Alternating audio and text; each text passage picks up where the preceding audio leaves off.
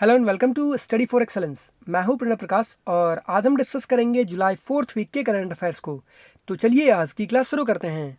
आज का सबसे पहला क्वेश्चन है हमारा कि भारतीय रेलवे दुनिया की पहली डबल स्टेक कंटेनर विद्युतीकृत रेल सुरंग का निर्माण किस राज्य में कर रही है।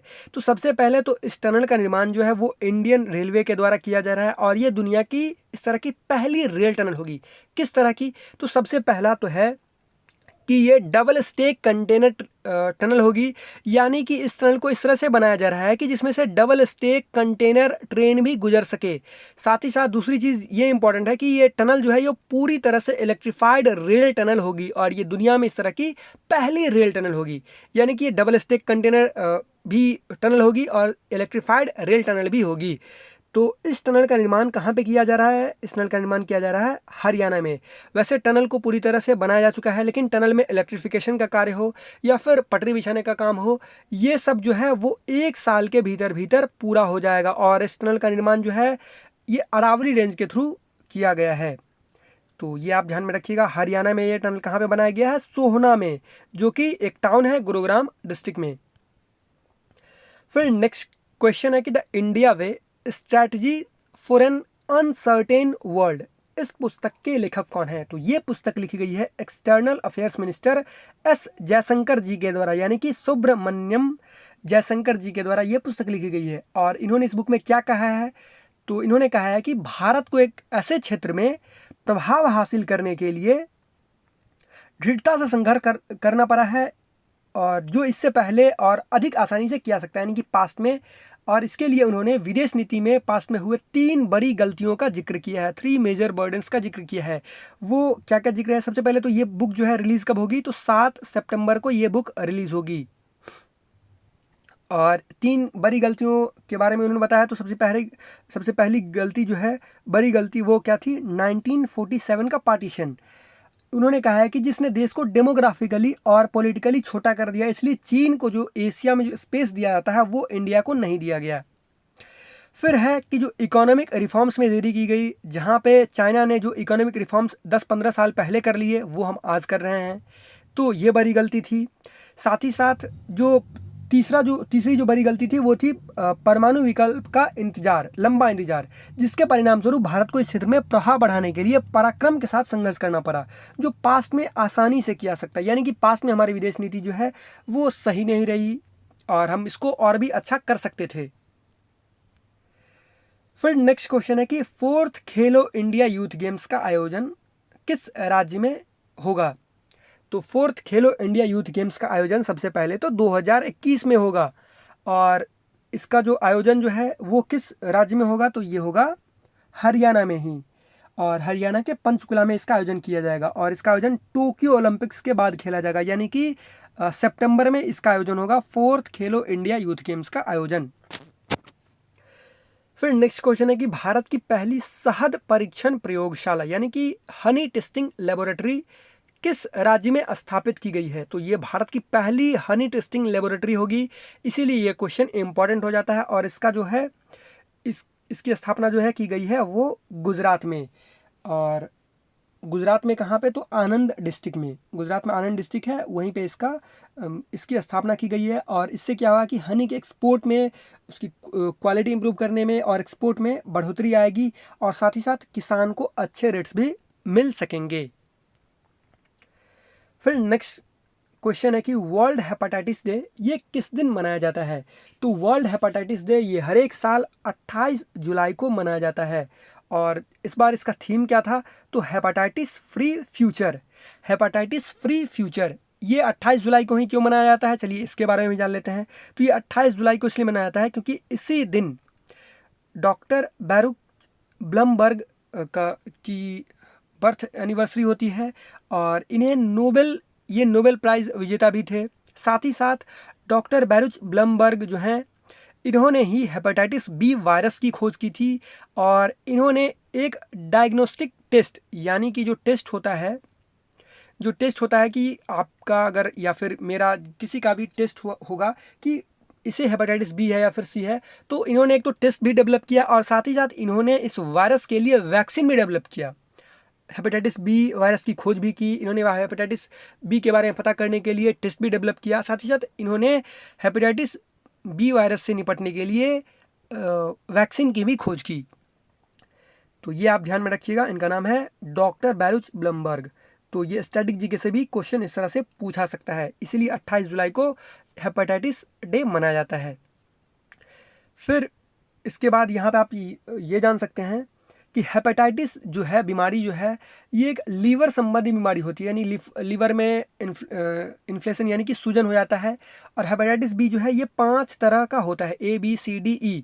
और हेपेटाइटिस बी और सी जो है ये मोस्ट कॉमन है। यहाँ पे आप देख सकते हैं हेपेटाइटिस बी और सी से हर एक साल जो है वो अभी 325 मिलियन लोग जो हैं इसके साथ जी रहे हैं हेपेटाइटिस बी और सी से। और साथ ही साथ हेपेटाइटिस बी से हर एक साल 9 लाख लोगों की जान जाती है, और हेपेटाइटिस बी और सी दोनों से 13 लाख लोगों की जान जाती है। तो ये आप ध्यान रखिएगा। और पूरे वर्ल्ड में जो है हेपेटाइटिस बी से 10% लोग जूझ रहे हैं और हेपेटाइटिस सी से 19% लोग जूझ रहे हैं। तो हेपेटाइटिस का जो वैक्सीन जो है ये बहुत ही ज़रूरी है, और ये जन्म के समय सभी को ले लेना चाहिए। बच्चे हो अगर मतलब जागरूक होना चाहिए वैक्सीन के प्रति। जैसे कि अभी देखिए कोविड-19 है तो वैक्सीन आएगा, कब आएगा। ये वैक्सीन जब तक नहीं आता है तब तक हम इस बीमारी को ख़त्म नहीं कर सकते हैं। कोविड के बारे में अभी मैं बात कर रहा हूँ। तो ये लक्ष्य रखा गया है कि 2030 तक जो है हेपेटाइटिस बी को भी, यानी कि हेपेटाइटिस की जितनी तरह जो बीमारी होती है हेपेटाइटिस बी, ए, सी, इसको ख़त्म कर लिया जाए, यानी कि वैक्सीनेशन का कार्य जो है वो जोरों पे चले। तो ये आप ध्यान में रखिएगा, इसलिए वैक्सीन ज़रूर लगाना चाहिए। फिर नेक्स्ट क्वेश्चन है कि कारगिल विजय दिवस ये किस दिन मनाया जाता है। तो कारगिल विजय दिवस ये हर एक साल 26 जुलाई को मनाया जाता है, और इस बार जो है 21वां कारगिल विजय दिवस मनाया गया। और कारगिल वार जो हुआ था वो 1999 में हुआ था। फिर नेक्स्ट क्वेश्चन है कि भारत ने किस देश को 10 ब्रॉड गेज डीजल इंजन दिए हैं। ब्रॉड गेज डीजल इंजन कहने का मतलब है कि जो डीजल इंजन जो दिया है, ब्रॉड गेज का जो चौड़ाई है वो कितनी होती है 1.67 मीटर। बहुत बार स्टैटिक जीके से क्वेश्चन पूछ लिया जाता है, तो ये भी आप ध्यान में रखिएगा। तो ये किस देश को ये लोकोमोटिव्स डीजल इंजन दिए गए हैं, तो ये दिया गया है बांग्लादेश को। फिर नेक्स्ट क्वेश्चन है कि हाल ही में भारत ने उत्तर कोरिया को यानी कि नॉर्थ कोरिया को कितने मिलियन अमेरिकी डॉलर की चिकित्सा सहायता प्रदान की है। तो ये अभी हाल ही में भारत ने नॉर्थ कोरिया को ये चिकित्सा सहायता प्रदान की है, और कितने मिलियन डॉलर की, तो 1 मिलियन डॉलर की। अभी आप सोच रहे होंगे कि नॉर्थ कोरिया तो पूरी तरह से आइसोलेटेड कंट्री है, इसे इंडिया के द्वारा भी मदद किया गया। तो जी हाँ, इंडिया बहुत सारे कम कंट्री में से भी इंडिया आता है जिसका जो एम्बेसी है वो नॉर्थ कोरिया में है, और नॉर्थ कोरिया का एम्बेसी जो है वो दिल्ली में है। तो इंडिया बहुत कम कंट्री में से आता है जिसका एम्बेसी नॉर्थ कोरिया में है। तो ये आप ध्यान में रखिएगा। और ये जो 1 मिलियन डॉलर कहने का मतलब करीब 7.5 करोड़ रुपए के मेडिसिन दिए गए। और कौन से मेडिसिन, तो एंटी ट्यूबरक्लोसिस मेडिसिन। और ये असिस्टेंस जो है India ambassador to North Korea Atul Malhari Gotsuvere ने दिए, वहाँ के जो भी कर्मचारी थे नॉर्थ कोरिया में उन्हें। साथ ही साथ ये असिस्टेंस WHO के एंटी ट्यूबरकुलोसिस प्रोग्राम के तहत दिए गए हैं। और नॉर्थ कोरिया की कैपिटल क्या है, तो प्योंगयांग। फिर नेक्स्ट क्वेश्चन है कि 500 टेस्ट विकेट लेने वाले 7वें गेंदबाज कौन बने। तो 500 विकेट लेने वाले 7वें टेस्ट गेंदबाज बन गए हैं, इनका नाम है स्टुअर्ट ब्रॉड। और ये इंग्लैंड के बॉलर हैं, साथ ही साथ ये पेसर हैं यानी कि फास्ट बॉलर हैं, चौथे फास्ट बॉलर बने हैं ये, और आई थिंक दूसरे इंग्लैंड के बॉलर बने हैं। तो 500वां टेस्ट विकेट जो है इन्होंने वेस्ट इंडीज़ के खिलाफ लिया 140वें टेस्ट मैच में। तो सबसे ज़्यादा जो टेस्ट विकेट लेने का जो रिकॉर्ड है वो किसके नाम पे है, मुथैया मुरलीधरन के नाम पे, 800 विकेट। दूसरे नंबर पे सेनवान आते हैं 708 विकेट, और तीसरे नंबर पे अनिल कुंबले, यानी कि तीनों जो टॉप पे हैं वो ये सारे स्पिनर ही हैं, 619 विकेट अनिल कुंबले जी के द्वारा। फिर नेक्स्ट क्वेश्चन है कि नई दिल्ली में लॉकडाउन के दौरान किस गैस में 70% से अधिक की गिरावट देखी गई है। तो नई दिल्ली में जो लॉकडाउन है, पूरे वर्ल्ड में एक तरह से लॉकडाउन है और इंडिया में भी लॉकडाउन है, तो नई दिल्ली में जो है लॉकडाउन जो किया गया था, तो इसमें नाइट्रोजन डाइऑक्साइड में 70% से ज़्यादा की कमी देखी गई, क्योंकि सारी फैक्ट्रियां बंद थी, जो गाड़ी जो चलते थे, जितने गाड़ी चलते थे वो पूरी तरह से समझिए कट डाउन हो गए थे, तो इसलिए 70% से ज़्यादा नाइट्रोजन डाइऑक्साइड की कमी देखी गई और ये यूएन के द्वारा कहा गया। फिर नेक्स्ट क्वेश्चन है कि प्रधानमंत्री के नए निजी सचिव के रूप में किसे नियुक्त किया गया है। तो प्रधानमंत्री के नए निजी सचिव के रूप में नियुक्त किए गए, इनका नाम है हार्दिक शाह। वैसे इनका पूरा नाम तो है हार्दिक सतीश चंद्र शाह, लेकिन आपको अगर खोजिएगा तो डायरेक्ट हार्दिक शाह ही मिलेगा। और इन्हें किनके स्थान पर रिप्लेस किया गया है, तो इन्हें राजीव टोपनो जी के स्थान पर रिप्लेस किया गया है। तो राजीव टोपनो जी कहाँ चले गए, ये वर्ल्ड बैंक एग्जीक्यूटिव डायरेक्टर के सीनियर एडवाइजर नियुक्त किए गए हैं राजीव टोपनो जी, इसीलिए हार्दिक शाह जी को प्रधानमंत्री का प्राइवेट सेक्रेटरी अपॉइंट किया गया है। फिर नेक्स्ट क्वेश्चन है कि किस मंत्रालय का नाम बदलकर शिक्षा मंत्रालय रखा गया है। तो ये तो सभी को पता चल ही गया होगा अब कि एचआरडी मिनिस्ट्री का नाम बदलकर अब एजुकेशन मिनिस्ट्री कर दिया गया है। तो एचआरडी मिनिस्टर पहले कौन थे, यानी कि अभी भी वही हैं, रमेश पोखरियाल निशंक। देखिए अभी हाल ही में नई शिक्षा नीति लागू की गई है, नई शिक्षा नीति को मंजूरी दे दी गई है कैबिनेट के द्वारा। इसे अभी लागू नहीं किया गया है, इसे लागू किया जाएगा।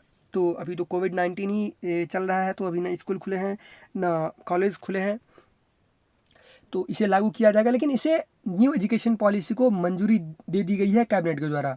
और इससे पहले जो पॉलिसी जो आई थी एजुकेशन पॉलिसी, वो 1968 में आई थी और लेटेस्ट 1986 में आई थी, यानी कि ये तीसरी एजुकेशन पॉलिसी है जो कि 2020 में आई है। अब क्या है नई शिक्षा नीति में, क्या है कि अब गवर्नमेंट स्कूल में जो प्री प्राइमरी भी होगा, यानी कि गवर्नमेंट स्कूल में पहले क्या होता था 1 क्लास से स्टार्ट होता था, लेकिन अब गवर्नमेंट स्कूल में भी प्री प्राइमरी होगा, यानी कि नर्सरी और एलकेजी यूकेजी जो भी हो। तो और साथ ही साथ अब जो स्टूडेंट हैं वो अब भी बोर्ड अब भी होगा, लेकिन 10+2 का सिस्टम खत्म कर दिया गया है। अब 10+2 का सिस्टम बहुत लोग जब सुनते हैं तो उन्हें लगता है कि बोर्ड होगा ही नहीं बोर्ड होगा, लेकिन 10+2 का सिस्टम खत्म कर दिया है। अब क्या कर दिया गया है, 5+3+3+4 का सिस्टम कर दिया गया है। और अब जो है 9th क्लास में ही स्टूडेंट जो है, जैसे कि 11th क्लास में जाते थे तब स्टूडेंट सब्जेक्ट चुनते थे, लेकिन अब 9th क्लास में भी स्टूडेंट सब्जेक्ट ले सकते हैं। तो इसके बारे में अभी हम न्यू एजुकेशन पॉलिसी के बारे में हम यहाँ पे ज़्यादा बात नहीं करेंगे, क्योंकि यही आधे घंटे का क्लास हो जाएगा। फिर नेक्स्ट है कि इंटरनेशनल मॉनेटरी फंड ने किस देश को आपातकालीन वित्तीय सहायता के रूप में 4.3 बिलियन अमेरिकी डॉलर की मंजूरी दी है।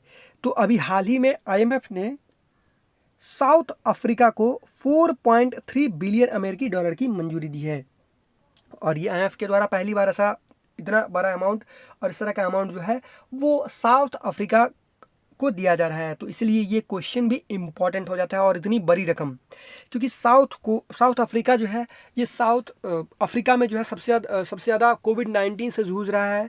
अगर मैं अभी 2 अगस्त को ये वीडियो मैं रिकॉर्ड कर रहा हूँ, तो अभी जो है वहाँ पे कोविड-19 के करीब 5 लाख केस हैं। तो इसलिए कोविड-19 से बहुत बुरी तरह से जूझ रहा है, और वहाँ पे हेल्थ इंफ्रास्ट्रक्चर और साथ ही साथ इकोनॉमी दोनों पर ये पैसे खर्च किए जाएंगे। आईएमएफ का हेडक्वार्टर कहाँ है, वाशिंगटन डीसी में, और आईएमएफ की जो एमडी है वो कौन है, क्रिस्टेलिना जॉर्जिएवा। तो ये आप ध्यान में रखिएगा। फिर नेक्स्ट क्वेश्चन है कि quest for restoring financial stability in India, ये इस पुस्तक के लेखक कौन है। तो ये पुस्तक लिखी गई है विरल वी आचार्य जी के द्वारा ये पुस्तक लिखी गई है। और ये कौन है विरल वी आचार्य, तो ये आरबीआई के फॉर्मर डिप्टी गवर्नर हैं। तो इन्होंने जो फाइनेंशियल स्टेबिलिटी कैसे आएगी इंडिया में, बैंकिंग सुधार के बारे में इन्होंने बात की है इस पुस्तक में। तो ये इस पुस्तक का नाम ध्यान रखिएगा। देखिए बुक्स एंड ऑथर से भी बहुत सारे क्वेश्चन पूछे जाते हैं, एक क्वेश्चन तो होते ही है एग्जाम में। फिर नेक्स्ट क्वेश्चन है कि ट्यूनीशिया के नए प्रधानमंत्री के रूप में किसे नियुक्त किया गया है। तो ट्यूनीशिया जो है के नए प्रधानमंत्री के रूप में नियुक्त किए गए हैं, इनका नाम है हिचेम मेचिची। और इन्होंने किसका स्थान लिया है? इन्होंने एलिस फैक्टफैक्ट का स्थान लिया है। एलिस फैक्टफैक्ट का स्थान लिया है और अब नए प्रधानमंत्री बने हैं हिचेम मेचीची। तो और जो ट्यूनीशिया के जो प्रेसिडेंट है वो कौन है? कायस शायद। और ट्यूनीशिया की कैपिटल है ट्यूनिस। फिर नेक्स्ट क्वेश्चन है कि किस गवर्नमेंट ने जॉब पोर्टल को लॉन्च किया है जिसका नाम है रोज़गार बाज़ार। यानी कि एक जॉब पोर्टल लॉन्च किया है जिसका नाम है रोज़गार बाज़ार और ये जॉब ढूंढने में मदद करेगी। तो ये जो लॉन्च किया गया है ये किया गया दिल्ली गवर्नमेंट के द्वारा और इसमें कहा जाता है कि 2 लाख से ज़्यादा लोगों ने रजिस्टर्ड भी कर लिया। और साथ ही साथ हम दिल्ली गवर्नमेंट के बारे में बात करें तो दिल्ली गवर्नमेंट के द्वारा ही 16.7 जो पहले जो लिया जाता था डीजल पे वैट वो 30% था, तो इसे घटाकर कितना कर दिया है? 16.75 कर दिया है। यानी कि करीब करीब 8.5 रुपये जो है वो डीजल के प्राइस पे कमी कर दी गई है। तो ये दिल्ली गवर्नमेंट के द्वारा ये निर्णय लिया गया है और दिल्ली गवर्नमेंट का जो है रिकवरी रेट जो है कोविड-19 के लिए वो भी सबसे अच्छा है। अप्रॉक्स 90% रिकवरी रेट है दिल्ली में। फिर नेक्स्ट क्वेश्चन है कि किस स्टेट ने गोधन न्याय योजना को लॉन्च किया है? तो अभी हाल ही में छत्तीसगढ़ राज्य सरकार ने गोधन न्याय योजना को लॉन्च किया है और इस योजना के तहत बेसिकली क्या होगा कि सरकार जो है पशुपालकों से 2 रुपये किलो की दर से गाय के गोबर को खरीदेगी जिससे खाद बनाने का उपयोग किया जाएगा और फिर बहुत सारे इसके गोबर के उपयोग होते हैं। तो गोधन न्याय योजना बस आप ये ध्यान रखिए कि किस स्टेट के द्वारा लॉन्च किया गया? छत्तीसगढ़ के द्वारा। फिर नेक्स्ट क्वेश्चन है कि Indian overseas bank IOB bank के नए MD और CEO के रूप में किसे नियुक्त किया गया है? तो नए CEO और MD नियुक्त किए गए हैं पार्थ प्रतीम सेन गुप्ता और इन्होंने स्थान लिया है कर्नम शेखर जी का। इसका हेडक्वार्टर कहाँ पे है? चेन्नई में है, ये ध्यान रखिएगा। फिर वहीं पे आप ऑप्शन नंबर C में जो देख रहे हैं अंजनी कुमार, तो ये आप कहीं पे लिख लीजिएगा, इन्हें मॉरिशियाना का एम्बेसडर नियुक्त किया गया है। भारत के एम्बेसडर होंगे मॉरिशियाना में अंजनी कुमार जी। फिर नेक्स्ट क्वेश्चन है कि कौन सी space agency Astros mission launch करेगी स्ट्रेटोस्फेयर में?